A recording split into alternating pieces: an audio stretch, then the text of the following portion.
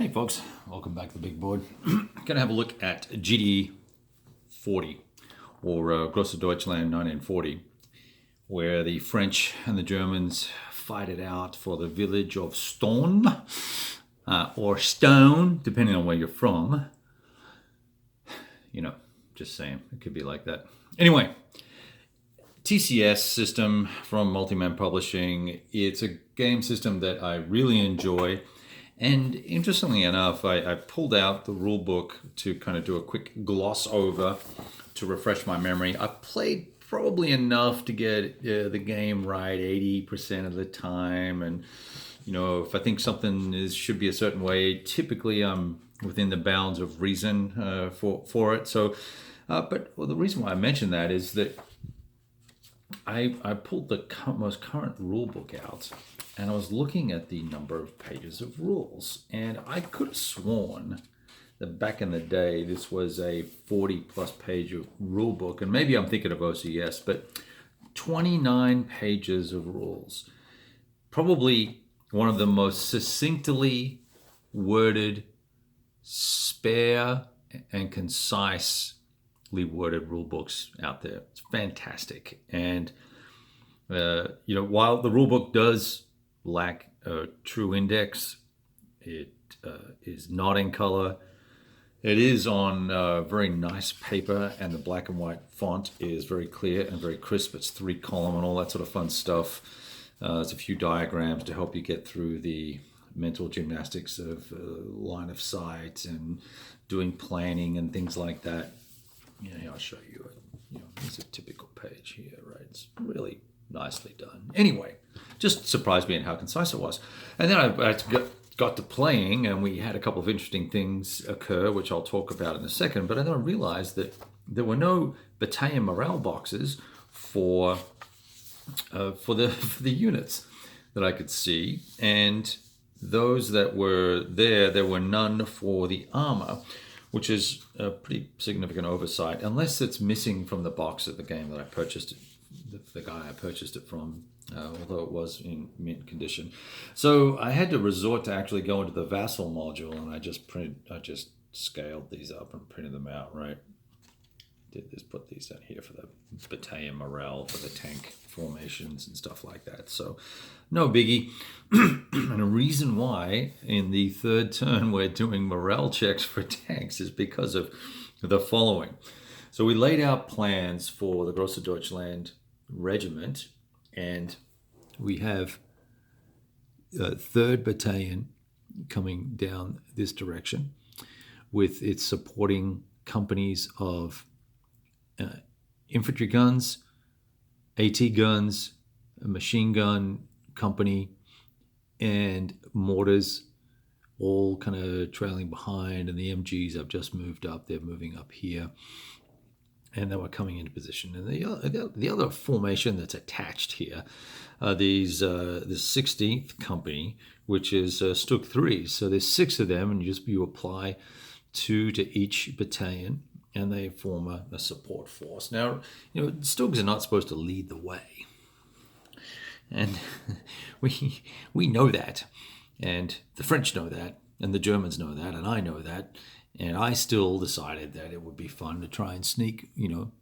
inch one up and take a pot shot at these guys and see if we could suppress them, and then come in and close assault the infantry and just knock that hex out super quick in the first 4 turns type of thing. Well, AT assaults, anti-tank assaults, can be conducted as an overwatch, or what in other terms we would call a opportunity fire. And it's not that it's usually quite difficult to take out a step of tanks if you are an infantry unit in this game, but it's a little bit easier if you're on the road, if the tank's moving along the road, and it's even easier still if you're in partially protective terrain. So you only needed to roll a 7 or an 8, I think it was, and lo and behold, I rolled an 8, and this brave platoon knocked out the heroes of something of the Republic. They are indeed heroes of the Republic. So they knocked out their first tank. They are blooded. So we then decided that it would be best that we bring up some infantry. These guys moved up adjacent and flipped over to fire. These guys moved up adjacent and flipped to fire. He did overwatch fire on both of those units as well and put a step loss on this guy who saved on his morale roll. Morale of 3 is very good. So we were okay there. And I just realized something. That these guys don't have a morale of 3. These guys have a morale of 6. Well, over there, lucky for them. Okay. Same for these chappies here. So then 1st Battalion with the supporting Pioneer Company guarding the flank have orders to move down this road and attack Stone. They've got to get through these units first, and they're deploying to do so. And look, when we do these orders, right, there's an argument to say, oh, you said move from A to B and attack. That means that you're not going to be allowed to divert or do anything else. So when I wrote my orders up, I said, encounter any resistance along the way to your objective, you're eligible to deploy and take care of said interference. So we did that there. Over here, nothing too exciting going on there. The approach on the road there was slowed down, so we went around, laid some smoke down, trying to give the Germans a little bit of flexibility there.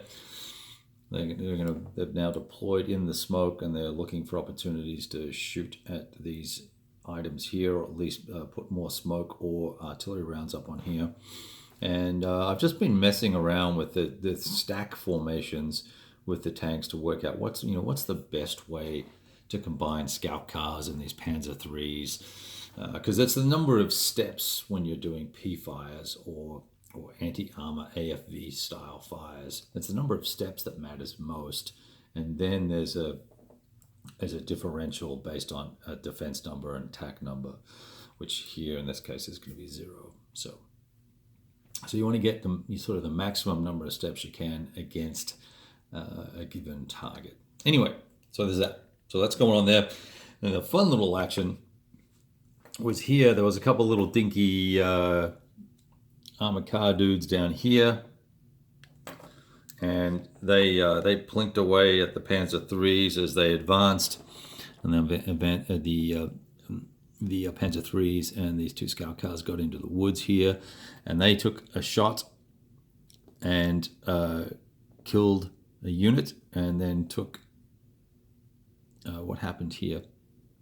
Yeah, they took a shot and killed 2 steps. So that's what happened there. So we've now sort of cleared a little bit of a route here, and the idea is that 2nd Battalion is going to actually be ordered to move down here and around and attack from the southeast. So we're going to come at Stone from 3 directions, and the idea, the plan is that Stone should fall relatively quickly. It's only 4:40 in the morning. The sun is just coming up. It's twilight.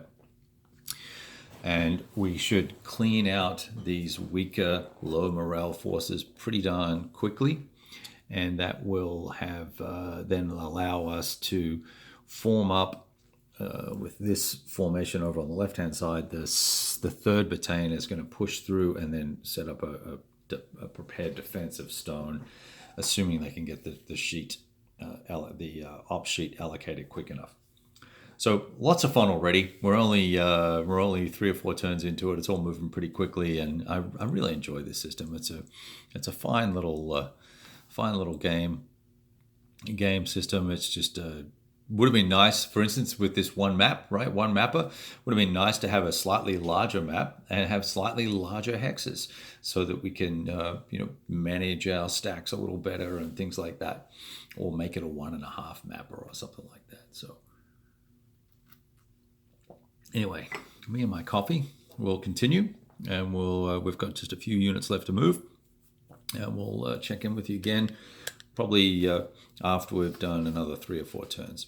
Won't be a highly intensive AAR writing exercise. We'll just make some brief notes and take a few pictures here and there. We'll talk to you guys soon and hope you enjoy the video. Later.